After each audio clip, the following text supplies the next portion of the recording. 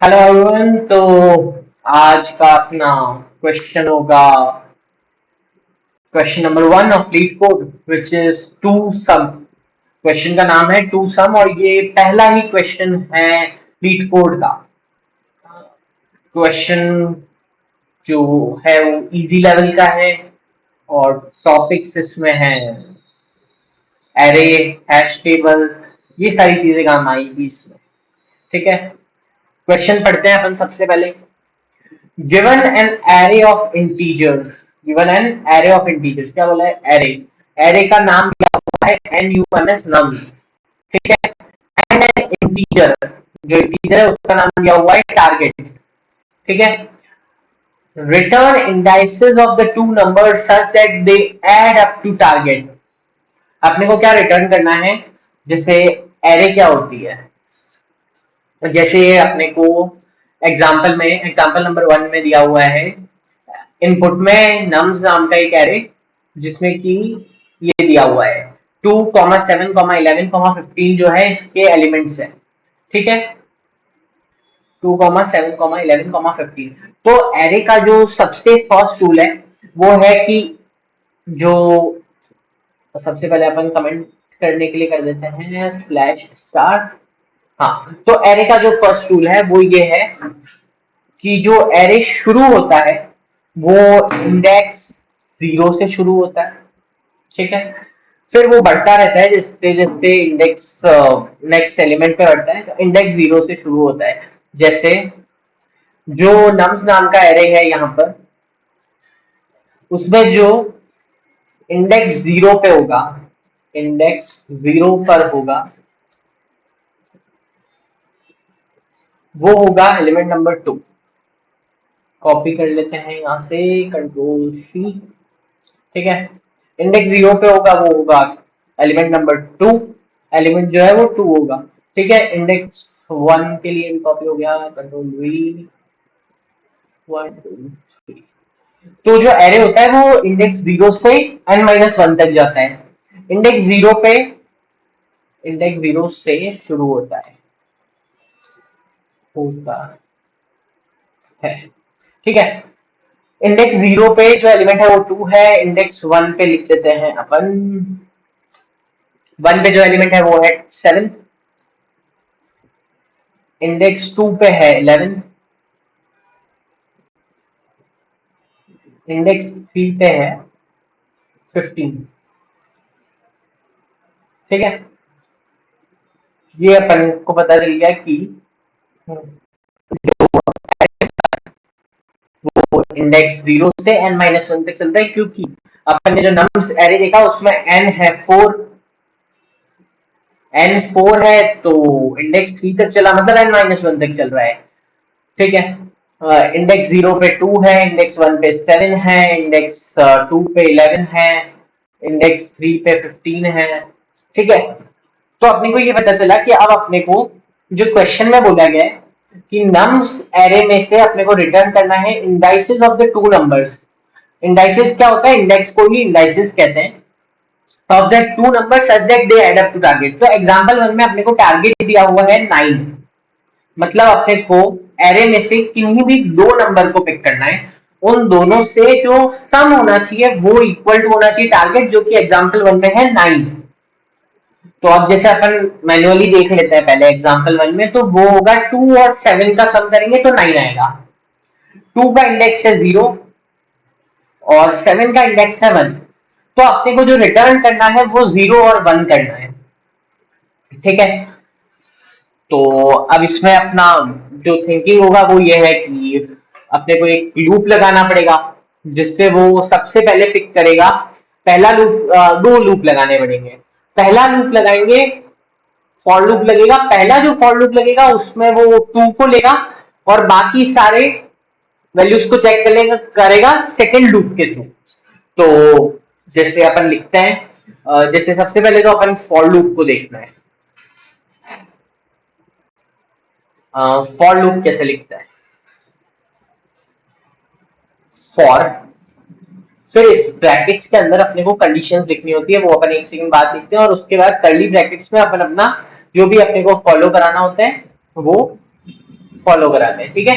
ये एक बार को मैंने ऐसे ही आपको दिखाने के लिए था कि फॉलो कराते हैं, ऐसे ध्यान में रहे, उसके लिए मैंने डॉट डॉट डॉट डॉट कर दिया है, ठीक है। अब कंडीशन को अपन समझते हैं।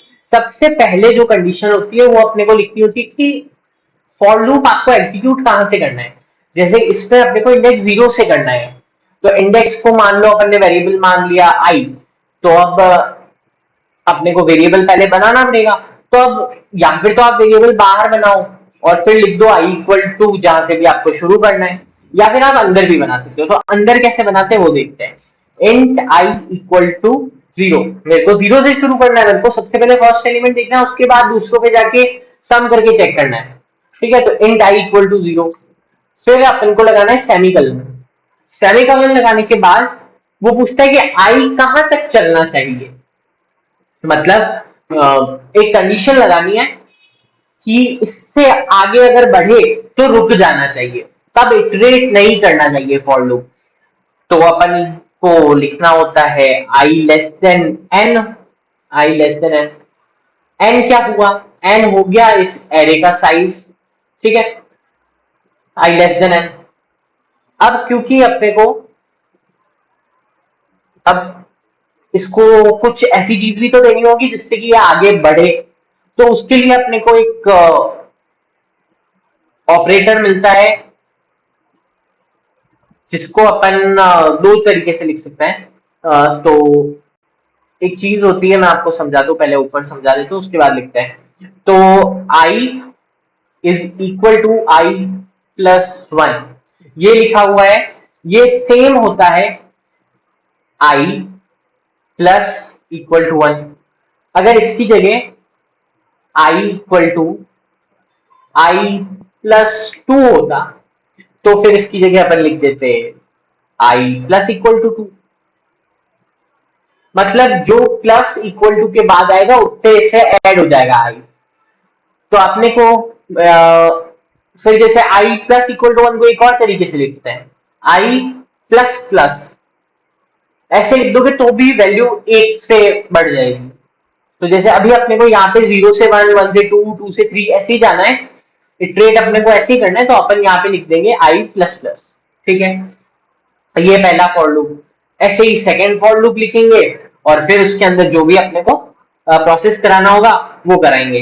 तो जो सेकेंड फॉर लूप लिखेंगे वो अपने को फर्स्ट फॉर लूप के अंदर लिखाएंगे, तब जाके वो ऐसा करेगा कि फर्स्ट आई इक्वल टू 0 से 2 लेगा और फिर सेकेंड फॉर लूप पे आएगा। सेकेंड फॉर लूप से अपन 1 से शुरू करेंगे, 1 से शुरू करेंगे तो 1 को अपन लिख सकते हैं आई प्लस वन, मतलब नेक्स्ट एलिमेंट से शुरू करना है, जो भी आई होगा उससे, और फिर वो अपन उसके नीचे जो लिखेंगे सेकेंड फॉर लूप के अंदर बॉडी में, वो अपने को एग्जीक्यूट कराना है। तो जैसे अपन ऊपर देखते हैं, अच्छा, अब जैसे अपन ऊपर आए, एग्जाम्पल टू अपन ने देखा नहीं, वो भी सेम है एग्जाम्पल वन की तरह, 3 2 4, जिसमें टारगेट देना है अपने को 6, तो 4 + 2, तो इंडेक्स 1 और 2, क्योंकि स्टार्ट 0 से होता है, तो इंडेक्स 1 और 2 आउटपुट हो जाएगा,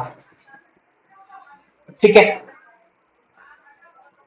फिर अपन जब इधर सॉल्यूशन वाली साइड आते हैं, अपन इसको थोड़ा सा बढ़ा लेंगे, अपन जब सॉल्यूशन वाली साइड आए तो इसमें अपन ने देखा, ठीक है, ये वाली चीज अपन ने पढ़ी हुई है कि अपने आप इंटीजर ले लेता है, अपने आप जो भी उसको एरे लेना होता है वो ले लेता है। बट अपन ने एक नई चीज देखी यहाँ पे, वेक्टर। वेक्टर क्या होता है? वेक्टर अभी के लिए आप ये समझे, अगर आपको पता नहीं है तो, कि vector is like a array. Vector is like a array. जब भी जब भी अपन को एरे बनाना होता है, एरे बनाना होता है, तब अपने को एक साइज देनी होती है, तब साइज नीडेड, साइज नीडेड, ठीक है। एरे बनाने से पहले साइज चाहिए होती है अपने को, साइज नीडेड बिफोर, ठीक है। अब जो वेक्टर होता है, ये डायनेमिक होता है। डायनेमिक क्या होता है भाई? डायनेमिक ये होता है कि अपने को इसमें साइज की जरूरत नहीं होती, साइज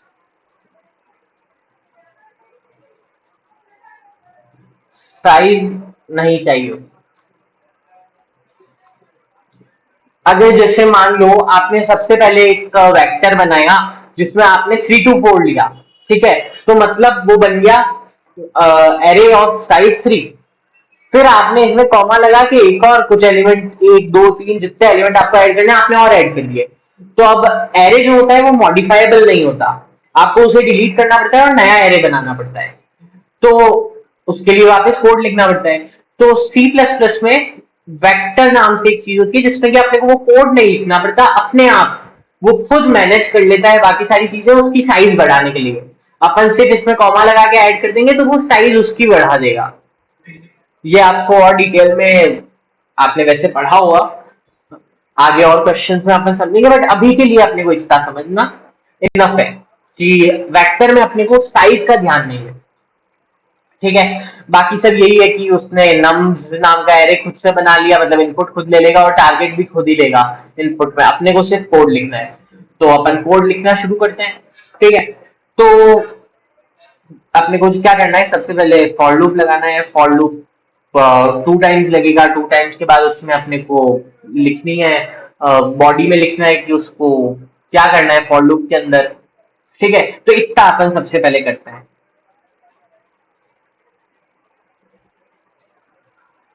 फॉर लूप लगाते हैं पहला, for int I equal to 0, int I equal to 0। ठीक है, फिर आई लेस देन साइज। अब वेक्टर की साइज कैसे निकालें, मुझे तो नहीं पता, मैंने तो नहीं पढ़ा। अपन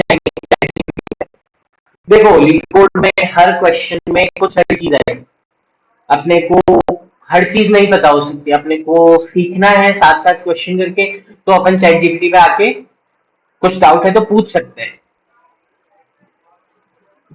how to find size of vector in C plus plus. ठीक है, तो ये अपन ने पूछा। अच्छा, तो इसने एक एग्जाम्पल कोड दिया है, तो उसने लिखा कि सबसे पहले उसने लिखा in C plus plus you can find the size और number of elements of a vector using the function dot size. Dot size क्या है, जो भी एरे का नाम हो उसके बाद डॉट साइज लगा के लिख दोगे तो आपके पास वो साइज आ जाएगी। अच्छा, तो अपने को समझ आ गया कि अपने को ये फंक्शन यूज करना पड़ेगा। ठीक है, तो अपन एक बार एग्जांपल भी देख लेते हैं। हैशटैग इंक्लूड आईओ स्ट्रीम हर बार करना पड़ता है वीएस कोड में या किसी भी कोड में। हैशटैग इंक्लूड वेक्टर, इससे क्या समझ आ रहा है कि जब भी अपन वेक्टर यूज करेंगे कोड के अंदर, मेन वाली बॉडी के अंदर, तो अपने को लाइब्रेरी डिफाइन करनी पड़ेगी हैशटैग इंक्लूड वेक्टर से। ठीक है, यूजिंग नेम स्पेस एसटीडी, आपको पता ही होगा कि वो एसटीडी कॉलन कॉलन करके जो चीज लिखते हैं वो ना लिखनी पड़े, इसलिए अपन ये लिख देते हैं। ठीक है, यहाँ पे इसने वेक्टर इंटीजर टाइप का एरे बनाया है नम्स नाम का। फिर इसने सी आउट क्या है, size of vector is. Cout के अंदर ये जो पार्ट है ये एक स्ट्रिंग है, तो ये एज इट इज प्रिंट होगी मॉनिटर पे। ठीक है, और फिर इसमें इसने nums डॉट साइज प्रिंट किया है, ये फंक्शन इसने लगाया है। nums तो वेक्टर का नाम हो गया और डॉट साइज जो हो गया वो फंक्शन हो गया। ठीक है, और फिर एंडर लगा दिया ताकि सेम लाइन में कुछ ना आए, और फिर रिटर्न 0 क्योंकि इंट मेन में अपन कर रहे हैं, जो मेन का जो रिटर्न टाइप है वो इंटीजर है, तो इसमें रिटर्न अपन ने 0 कर दिया। तो समझ क्या आया अपने को इस चीज से कि अपने को nums डॉट साइज, अगर जो भी नाम है एरे का, जैसे मान लो एरे का नाम है ARR डॉट साइज और फिर स्मॉल ब्रैकेट्स लगा देने, इससे अपने को साइज मिल जाएगी। तो चलो एक चीज पता चली, तो अपन जाते हैं वापस अपने कोड पे, लीड कोड पे। For int I equal to 0, I less than size, तो आई लेस देन अपन ने भी क्योंकि यहाँ पे पहले से बोला है नम्स 3 नाम लेना है, तो आई less than nums dot size, nums nums dot size. तो ये लिख दिया अपन ने, ब्रैकेट्स के अंदर कुछ लिखना नहीं है। उसके बाद वापस अपन ने कॉलन लगा दिया, फिर आई प्लस प्लस कर देंगे अपन नॉर्मली जो अपन ने फॉर लूप में देखा, क्योंकि अपने को इटरेट वही करना है।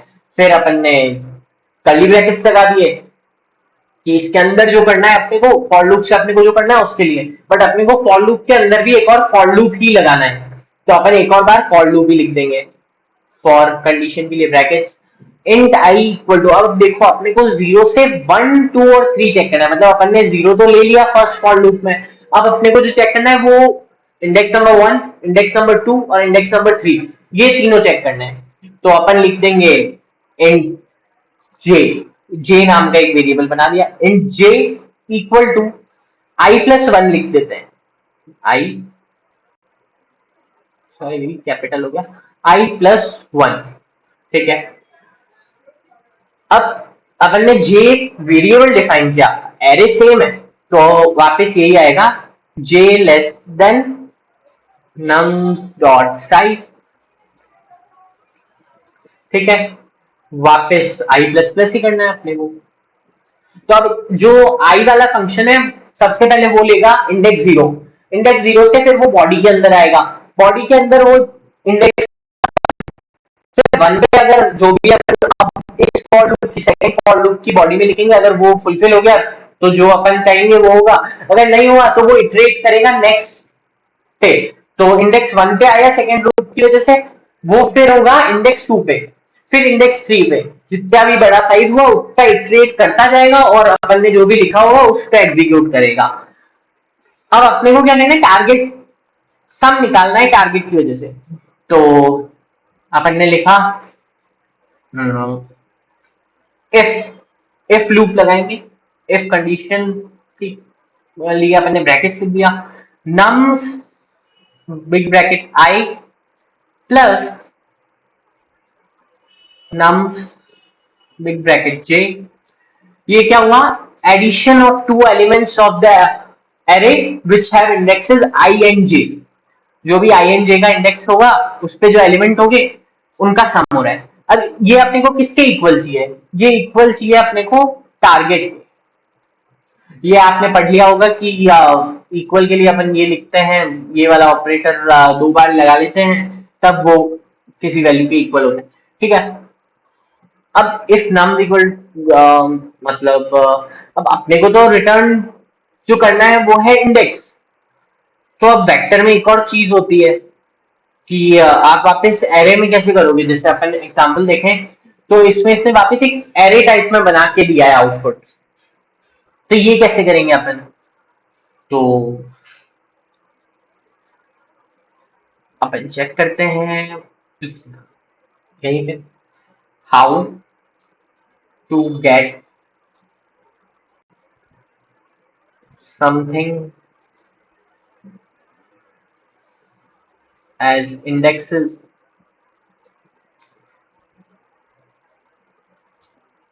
in back indexes back in vector type array, ठीक है। अपन ने पूछा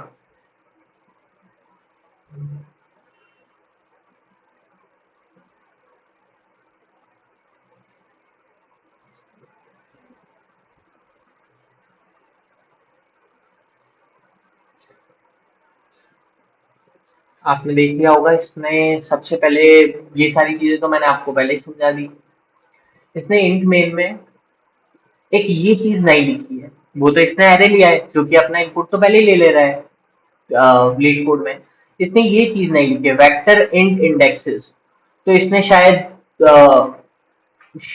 तक अपन जितना मुझे पता चल रहा है इसने लिया है एक और इंडेक्स नाम का एरे क्रिएट किया है, वेक्टर टाइप का एरे, जिससे कि अपन इसमें इंडेक्सेस स्टोर कर पाए, ठीक है। ये अपने को कंफर्म कहाँ से होगा, इस जगह से इंडेक्सेस प्रिंट करने से, तो मतलब इसने एक एरे वेक्टर टाइप का एरे बनाया है, ठीक है। तो इसने एक नया फंक्शन यूज किया है indexes dot push underscore back, ठीक है। तो अपने को क्या पता चला कि स्टोर करने के लिए वापस एक वेक्टर स्टोर करने के लिए अपन ये यूज करते हैं indexes dot push underscore back, ठीक है। बाकी सारी चीजें सेम है, ये वापस सी आउट कर रहा है, इससे बाहर अपने को मिल जाएगा। तो अपन सर्च करते हैं व्हाट, व्हाट छोड़ो, explain push under, push back function, शायद तक push back function,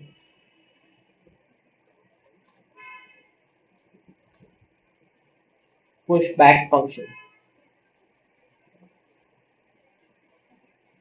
Pushback is a function used in C++ vectors to add a new element at the end of a vector। तो अपन vector create कर रहे हैं, उसमें कुछ है नहीं, तो उसमें ऐड करने के लिए उन्होंने पुशबैक यूज किया। ठीक है, समझ गया अपन।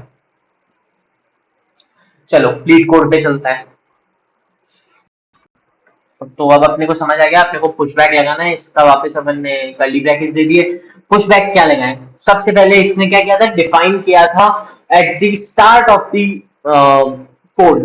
ठीक है, तो अपन भी फॉर लूप से पहले डिफाइन कर लेते हैं। इनिशियलाइज तो करना नहीं है, सिर्फ डिफाइन करना है, डिक्लेयर करना है। तो डिक्लेयर कैसे करते हैं, वहां पे अपन ने लिखा था वेक्टर। ठीक है, वेक्टर लिखेंगे, उसके बाद greater than less than sign operators के बीच में जो भी अपने को, जिस भी रिटर्न टाइप में है, मतलब इंटीजर है तो इंटीजर लिखना है, तो अपना इंटीजर है, अपन इंटीजर लिख लेंगे। वेक्टर इंटीजर, फिर जो भी नाम देना है, जैसे नाम देते हैं अपन रिजल्टेंट RES लिख देते हैं। ठीक है, ये अपन ने डिक्लेयर कर दिया। ये RES नाम का एक वेक्टर एरे डिक्लेयर हो गया। अब वापस अपन इफ के अंदर आ जाते हैं, इफ लूप के अंदर। इसमें क्या किया था, उसने पुश बैक फंक्शन लगाया था। तो RES dot push under score था, याद से अंडर स्कोर भूलना मत, वरना कंपाइल नहीं हो पाएगा। Push under score back.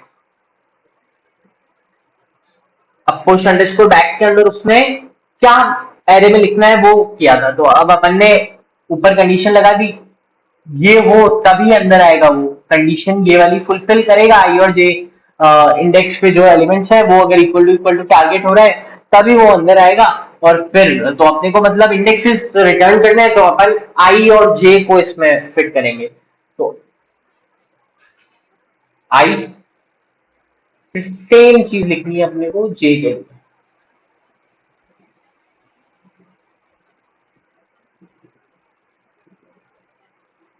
ठीक है, अब इसमें एक गलती हुई है।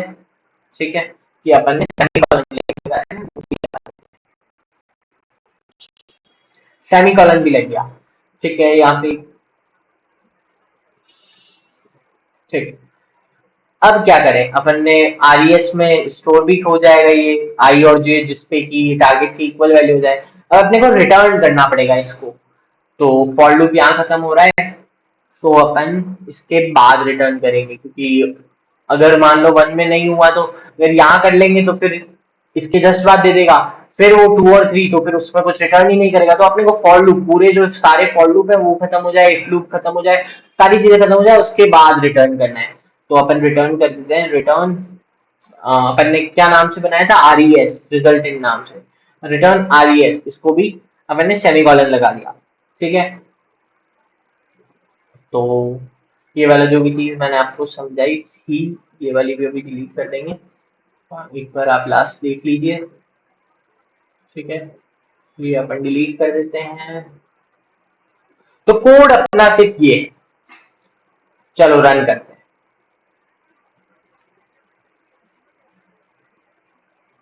ओ, रन टाइम एरर आया। ओके, अब रन टाइम एरर, इसमें तो कुछ समझ आ नहीं रहा।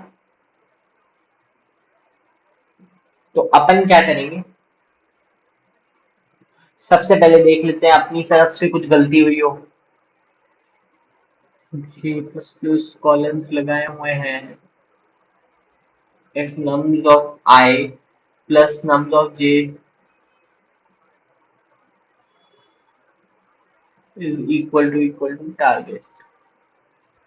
के यहाँ तो सब कुछ सही है, nums of I nums of j। ठीक है, तो गलती कहाँ हुई,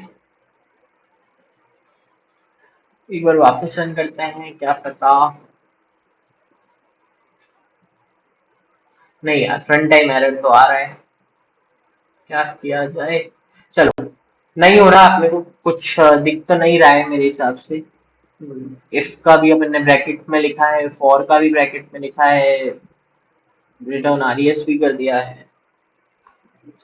चलो इसे एक बार अपन चैट जीपीटी पे डाल के पूछ लेते, चैट जीपीटी बता देगा अपने को कि क्या गलत किया है।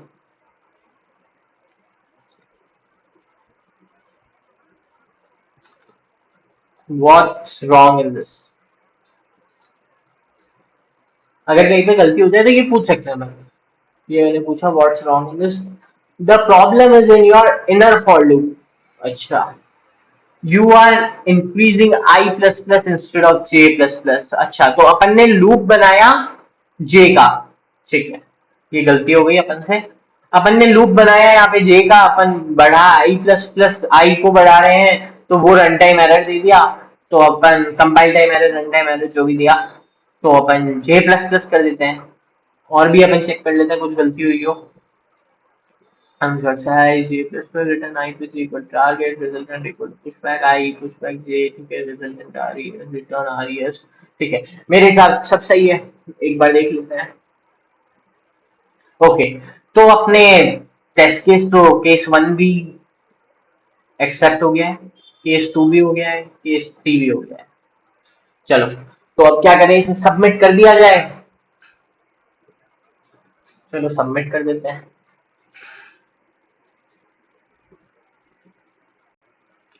ओके, तो देखो, टेस्ट केस में बताया run time 0 millisecond, but actually में इसने क्या दे दिया, 147 मिली सेकेंड। अभी जो अपन ने कोड लिखा है, इसमें अपन ने सिर्फ बीट किया है 5.09% लोगों को, और मेमोरी में अपन ने अच्छे खासे लोगों को बीट किया है, 81.74% लोगों को अपन ने बीट किया है। अब मेनली अपने को रन टाइम से है, जिसमें अपन पीछे हैं, तो अपन यहाँ जाके दूसरे लोगों का सॉल्यूशन भी शायद देख सकते हैं। ये दबाया अपन ने, ये इनका सॉल्यूशन आ गया। अच्छा, तो इन्होंने देखो कुछ अनऑर्डर अनऑर्डर्ड मैप नाम से कुछ यूज किया है, ये शायद अपन आगे पढ़ेंगे। आगे मैंने तो अभी तक नहीं पढ़ा, अगर आप लोगों ने पढ़ा है तो जरूर बताना। मुझे तो नहीं पता ये क्या होता है, ठीक है, तो जब अपन सीखेंगे तब अपन भी कर लेंगे यार। ठीक है, अभी तो अपने को जितना आता है उस हिसाब से अपन ने करके अपनी तरफ से बेस्ट किया है, ठीक है। तो ये अपन ने सबमिट भी कर दिया, अपना ये सॉल्यूशन एक्सेप्ट भी हो गया है। तो आज के लिए ये एक और question complete, second question of the challenge. अगर पसंद आया हो मेरा सॉल्यूशन का तरीका, आपको ओवरऑल हेल्प मिली हो, तो आप लाइक जरूर करके जाना, सब्सक्राइब जरूर करके जाना, और अगर कुछ डाउट है तो मुझसे आप मेरे ईमेल आईडी पे रीच आउट कर सकते हैं। साथ ही में आप कमेंट सेक्शन में पूछ सकते हैं, कमेंट करेंगे तो रिप्लाई जल्दी से जल्दी करने की कोशिश करूंगा। Thank you, like share and subscribe.